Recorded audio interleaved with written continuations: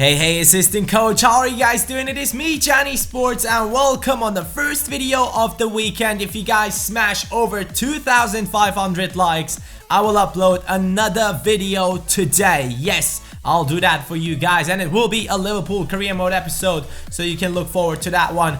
And I have read through all the comments 2 episodes before this. I asked you guys which players should I buy, and most of you were suggesting centre backs. So I've taken some of your suggestions, and 2 of them were Kostas Manolas and Maximovic. 2 of them are not very young. I mean, they are like 23 and 24 years old, so we are not buying 18, 19 years old talents. We're actually looking for first team replacement for Martin Škrtel. And also you can see I'm going for Stefan de Vrij. I'm scouting all of these players and I'm putting them onto my shortlist, hoping that at one point in the transfer window we can actually go ahead and buy one of these players.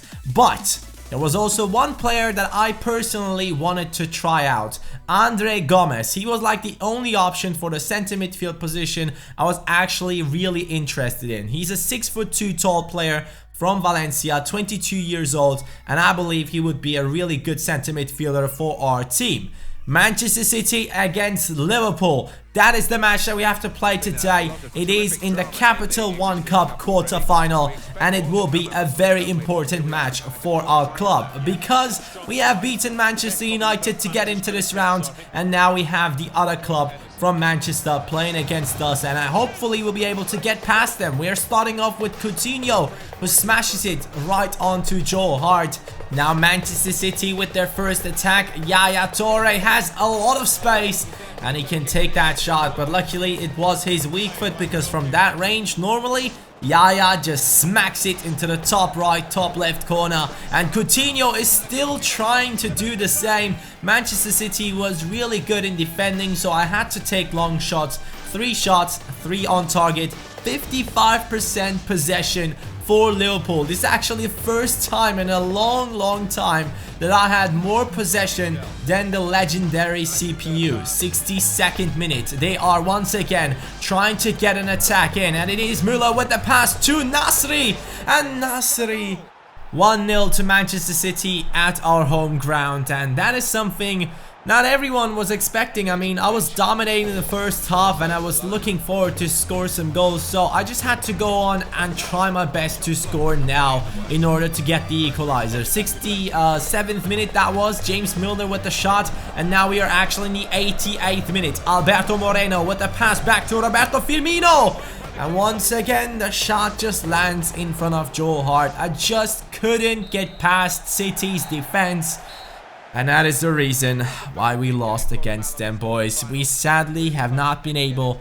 to get past Manchester City, and that's just the way it goes. You can't win every single trophy.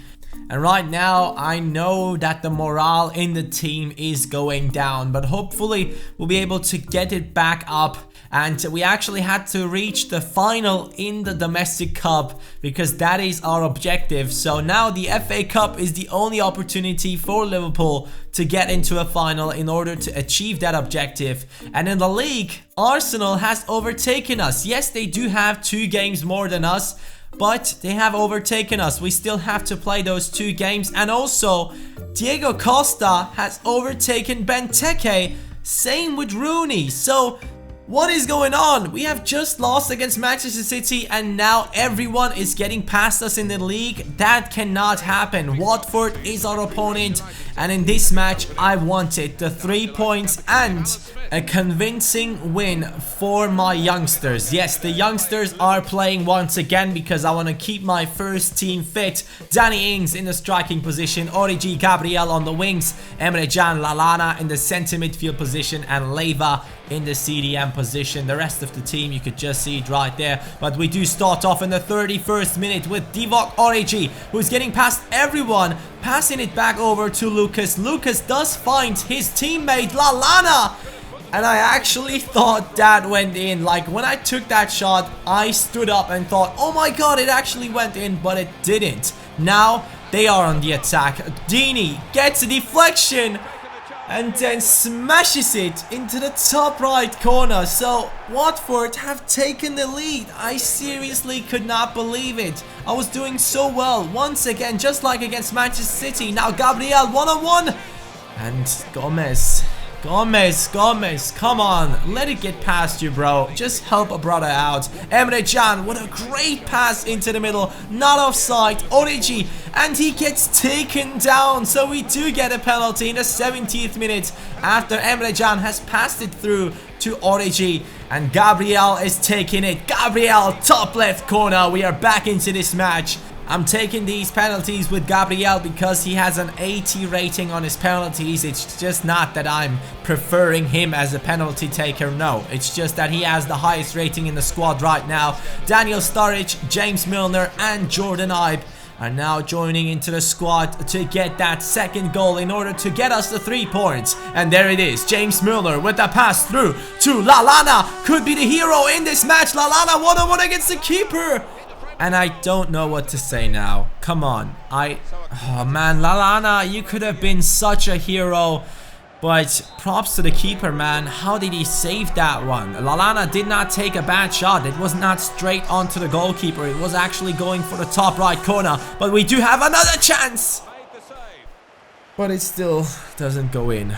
It still doesn't work out for our team. Liverpool actually only take 1 point in this away match against Watford. But I have to say, I was happy with the performance with the team. I seriously just thought we were unlucky. Once again, just like against Manchester City, we were the better team on the pitch, but the luck just wasn't on our side. But still, a point is a point, and that gets us closer to Arsenal and Chelsea, who are above us and who we are competing for the top 3 spots in the league. I mean, Manchester City probably will run away with it because they have been one of the strongest teams I've played against together with Chelsea. But now we are playing against West Bromwich Albion, and we do get a win with Daniel Sturridge scoring twice. Yes, in this episode I have focused my training on Daniel Sturridge, and in the simulation he finally has been able to score 2 goals even though he was playing on the right hand side. So it seems like he has cut in and scored some goals. And also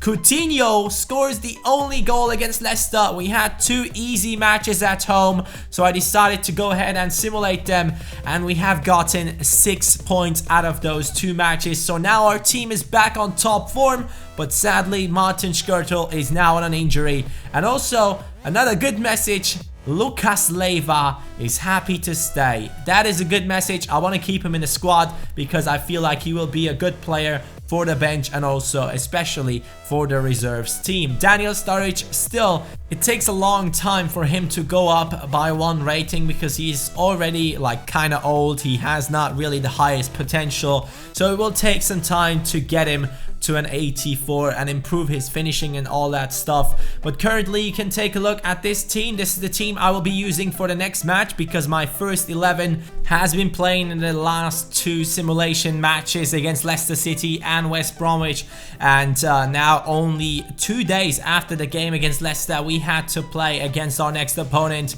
and we are actually now only 3 points away from the first spot. So we have overtaken Chelsea and Arsenal with those 2 wins, and now against Sunderland it was time to move on and get the next 3 points and maybe catch up to Manchester City once again after all that time. But we are using our reserves team, so keep that in mind. But we do start off really strong with Danny Ings scoring the goal straight after the kickoff. We started an attack and Danny Ings is there to pick it up after Lucas's pass, and he also manages to get it past the goalkeeper in that position, and that is just the perfect start into this match. I haven't been able to go ahead and score an early goal like that in this FIFA already, but this is the first one, so I'm kind of glad. Emre Can now fighting against the defenders, but he does see Gabriel on the right hand side. Gabriel up against 2 defenders, nice dribbling. He gets past those 2 defenders, has some space,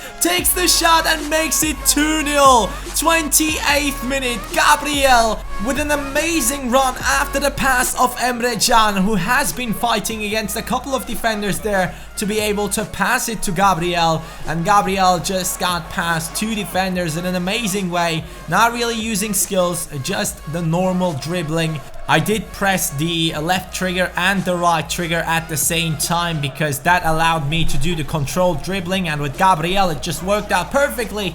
And Emre Can right here had another chance to get a goal in, but sadly he is still looking for his first goal of the season in this reserves team. And now you can see it is Sunderland on the attack, and they do hit the crossbar. So we got quite lucky right there, but Lucas with a terrible pass over to Lens. Lens to Catamol. Catamol gets past our players, pass it into middle.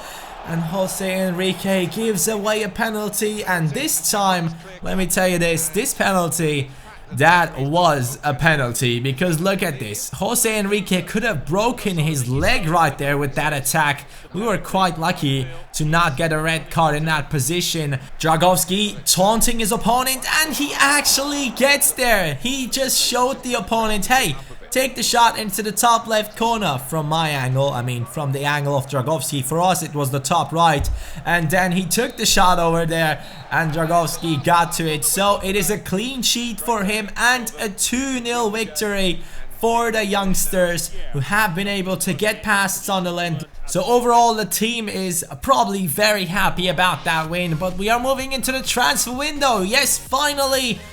No. Oh my god, guys.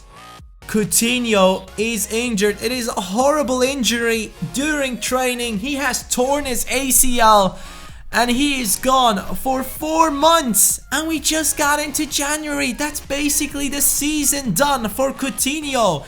The 84 rated center attacking midfielder, the Magician, closes up the season with a terrible injury just halfway through the season, and that is just devastating for the whole squad.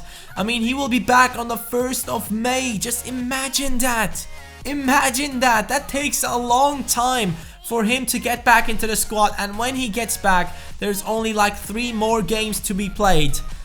And that just tells us we have to refocus our transfers from the defender over to a center attacking midfielder or a center midfielder who can take over the position of Coutinho. And the only one that at first came into my mind was Alex Teixeira. But then I said to myself, hey, I'm not really happy with formations where I only have center midfielders, center defensive midfielders, and center attacking midfielders. So I'm going with this formation from now on. Roberto Firmino will be playing in the cam position, Sturridge on the right hand side, and Coutinho, he's right now on the left midfield position. So we have to go ahead and get ourselves a proper left midfielder, a high rated left midfielder, and Nico Gaitan was the first one that came into my mind. I've always wanted to try this guy out. His team wants around 22 to 25 million. I offered 20 million. He's an 83 rated 27-year-old left midfielder with amazing statistics. But talking about amazing statistics, Yevgen Konoplyanka, this guy is special for me. I honestly have been waiting for this guy to be in a FIFA game for at least 3 years now. I have been following him playing for Dnipropetrovsk, I believe that is the name of his team. And now that he's transferred over to Sevilla, I actually was so happy to just hear the news that he's included into this game. And he's an 82 rated left winger who can also play in the left midfield position.